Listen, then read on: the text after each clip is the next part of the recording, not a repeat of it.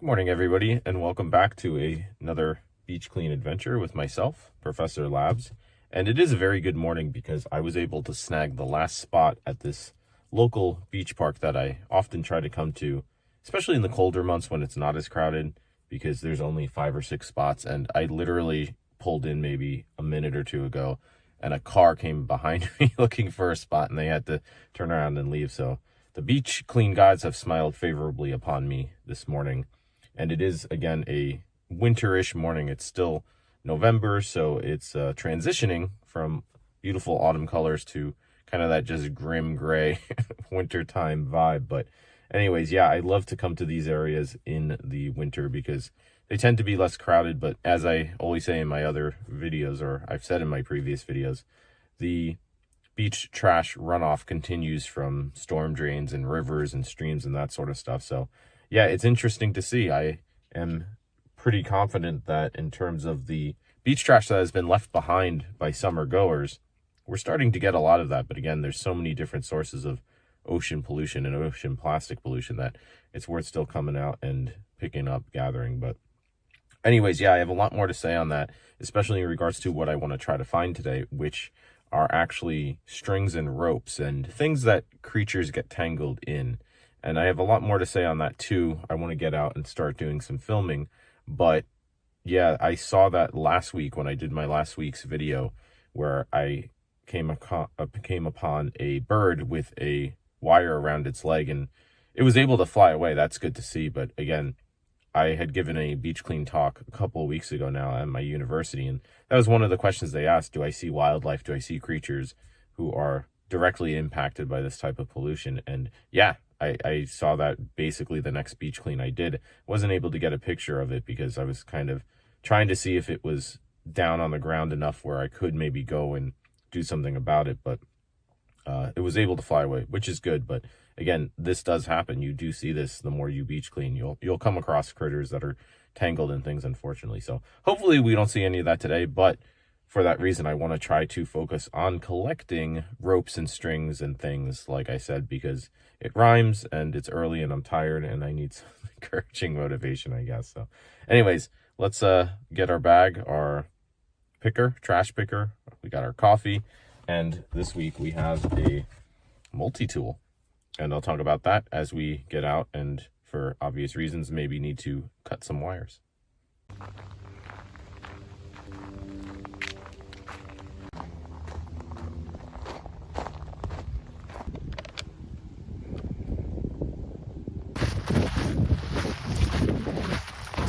You know, this beach cove, and I think other beach coves by extension, is a really good example of how wind, which I often say is the worst part of beach cleaning, can really change it. I'm recording right now because as I've gone around the cove, the wind sort of died down. Now it's picking up again as I go around this crest, so I hope you can hear me. But yeah, I was watching one of those old Survivor Man videos from back in the day the other day, and he mentioned that the wind was the worst part about trying to survive, especially when it's cold. And boy, is that true, especially with beach cleaning. Yeah, see, as soon as I come around this curve here, it picks up. But anyways, yeah, that's just all to say it's reminding me of how I love beach cleaning in the winter, but filming is another thing because I only have so many hands, and now I'm trying to work with multi-tools. I have gloves, I have bags, I have a camera, I have a picker. I just need more hands. But anyways, we're gonna keep going and try to find those strings and things and ropes, because I just ran into a guy actually on my way down, and he was walking back and he said he found one all the way down about, I don't know, maybe a mile. So I don't know if I'm gonna go quite that far, but we'll get to the other side. We'll try to record. I don't know. It's going to be windy on that other side. I just know from experience. But if not, I'll recap what I find and I'll show you some clips anyway. So let's keep going. I should mention as well that in last week's video, in the comments, people seem to be team winter beard. But I was at a faculty meeting yesterday, and a colleague said, "You don't look that old. You look like you're 50. I am not 50 years old. I'm nowhere close to 50 years old, so I don't know. The beard might have to go. It's coming in really white.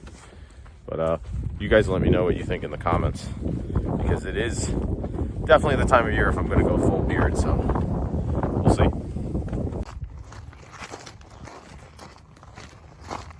It is getting chaosy out here. It's very windy. I don't know if you can hear it in the mic, but yeah, it's hard to record, so I'm going to do my best. And one thing I wanted to show you is my bag. Just blow away if I'm not stepping on it. Yeah, there's planes, there's wind, there's madness. A good beach cleaner's tip on windy, terrible days like this. Again, one of the reasons why I said I hate beach cleaning in the wind is because a bag like this will act like a parachute and just blow down the beach with all your trash. So what's the point, right? So what I like to do is just get a rock. It's not anything big enough to break through the bag, but pop your rock in, and then boom. Your bag might tip over, but it's not going anywhere. So, old beach cleaner's tip, just make sure to take the rock out when you're done. What's crazy too is that this is supposed to be the not windy day this week. Yeah, these winter months, they just pick up the breeze, it seems. And that's why I'm filming today on a kind of gloomy weather day, because the wind is supposed to be double the rest of the week. So no matter, we're out here doing what we can anyway, so we shall carry on.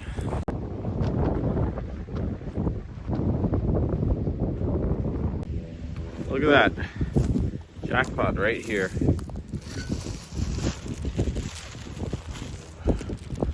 Balloon with string. Oh yeah, that's nasty. It's your trash party, or trash day. It's your trash day. I really hope you can hear me over this wind, but I'll try to keep it brief. We have here what looks like a jackpot. Not bad.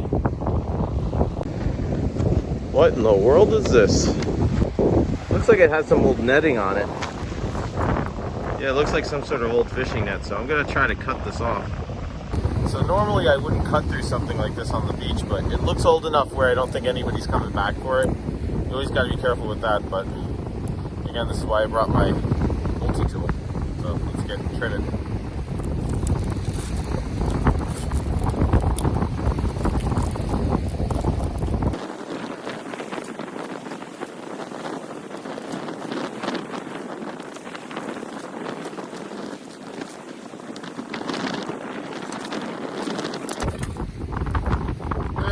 Good net haul. And look at all this seaweed and shells inside of here. Gotta shake this stuff out. Ooh, all right, like I said, it was too windy out there to keep recording. I hope it didn't bother you too much, but I figured normally I like to do my video recaps on the beach, but yeah, the audio is just too bad. I need better audio. I used to have a fancy mic, one of those Rode mics with the fluffy ends, but that my first one broke, and then my second one just didn't really ever work. So yeah, alas, can't afford to be spending hundreds of dollars on microphones. So until I save up to buy a new one, I kind of got to make do with what I have. So anyways, that's all to say that I think it is worth just taking a few minutes to recap with some of the further stuff I found. And yeah, like I said, it was great that I had my multi-tool on me.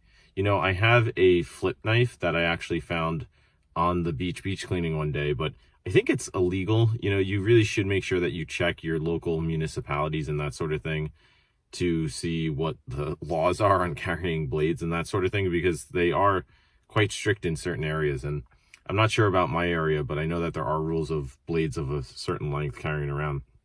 But I figure a multi-tool is pretty safe. I mean, this is pretty legit. As you can see, it has the screwdriver part, some other like scissor things that I used, and the actual blade is maybe 1.5 inches. So I'm pretty sure this is legal. And again, it looks none too sketchy because it's a multi-tool. You know, you use it as pliers and that sort of stuff. So anyways, not a big deal. But yeah, I actually keep this in my car. I forgot the other one anyways, but I always have this in my car just in case I'm beach cleaning and I you know, think to bring it with me, and I can cut through those wires, like I said, that netting, which was probably the most interesting thing I found. I actually didn't find any fishing line today, and usually I keep an eye out for fishing line when I'm looking for strings and things like that. But that's not to say that there's not fishing line out there. There's probably plenty, but actually nets, I've read, are the most sort of common and insidious. And as you can see by this one that I cut from that sort of, I don't know what that was. It was like a net on a bar or something.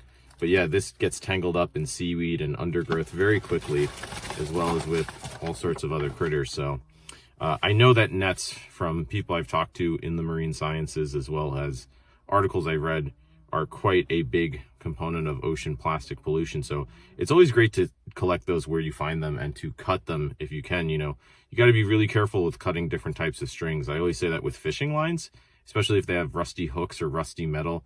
Wear gloves. I'm not usually wearing gloves, but I am now because it's cold. So those thick gloves are always good extra protection. You don't want to cut yourself either. Make sure to cut away from yourself. I'll include some tips like that down in the description, the episode description. I think that's helpful and useful to include those practical pieces of advice. Like I said, with even the weather, I had to go full hood and beanie. It got so windy and cold. And yeah, the cold weather is like that this time of year. It's crazy. You go to last week's video, I was down to my t-shirt. It was so warm. And now at this point in November, you get 1 week of fake summer, another week of pretty much winter. And that's basically what happened this week. So I thought I would be safe from the wind in that cove, because it's kind of hit or miss when the wind is allegedly supposed to be 7 or 8 miles per hour. I think that was sustained winds that I read, and they wound up being much more than that. So I think the gusts were what really got me. And I tell people in general, check your forecast for rain, for snow, for wind. If it says lightning, I don't even bother going out. I call it for the day. But with wind, I always say if it's double digits, if it's 10 miles per hour or more, it's going to be a rough beach clean, because as you can see, my bag winds up becoming a parachute. Stuff is flying all over the place, and that can really dissuade first-time beach cleaners, because they say, oh my God, this is terrible, especially in the winter. But if it's calm weather, if there's no wind at all, winter is great. It's nice and cool. You don't overheat. So it's really hit or miss. But yeah, the cove is weird because wind gets funneled in very different ways. I've had experiences where I am on the side of a dune or a cliff, and it's supposed to be 15-20 mile per hour winds, and it feels fine because the wind's coming up over the cliff the other way, and it's not really hitting me, versus it's hitting me up against the cliff, and it feels that much worse. So you never really even know with those wind forecasts, but you can sort of kind of try to predict the best you can, and again, try to position yourself in better ways. But anyways, yeah, there was a lot more that I sort of found that stood out to me. This is kind of like a packaging thing that goes around, I don't know, industrial stuff, but this is all plastic, and it's pretty hard plastic. So found a lot of that stuff, found a lot of these ropes, which this actually looks like a cloth rope, which is, I guess, not as bad because it can degrade as natural materials. But there's a lot more of that stuff that is indeed synthetic. You can see with this one, this is actually definitely a plastic fiber rope. And in fact, I found another version of that, and this is a more degraded version of that. You can see it's just all coming undone as these plastic fibers. So that just becomes ocean plastic pollution, and it's good to pick up for those reasons.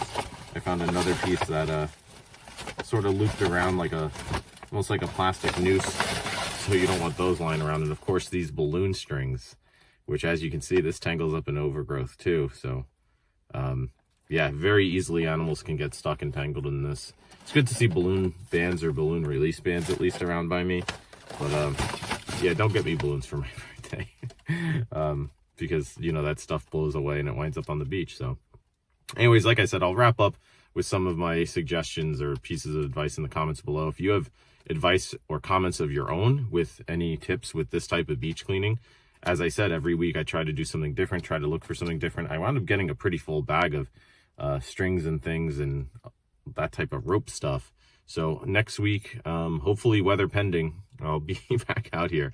Some weeks I look at the forecast and it's just not going to happen. I mean, I might still beach clean, but I won't film a video if the wind's going to be even worse than this and you just can't hear anything. What's the point, right? But anyways, yeah, let me know what you think in the comments. If you have advice, tips, what you think about the beard progress. I might just shave it. As I said, I don't need to appear to be 150 years old, because I'm not. But it does help keep you warm this time of year, so there are advantages. But anyways, yeah, if you like this, subscribe, follow, share, all that good stuff. And hopefully I'll see you soon, maybe with some sunnier weather, but certainly some colder weather in the months to come, and that's just fine. Again, like I said, pending other weather factors. So until next time, thanks so much for joining me, and hope to see you on the beach.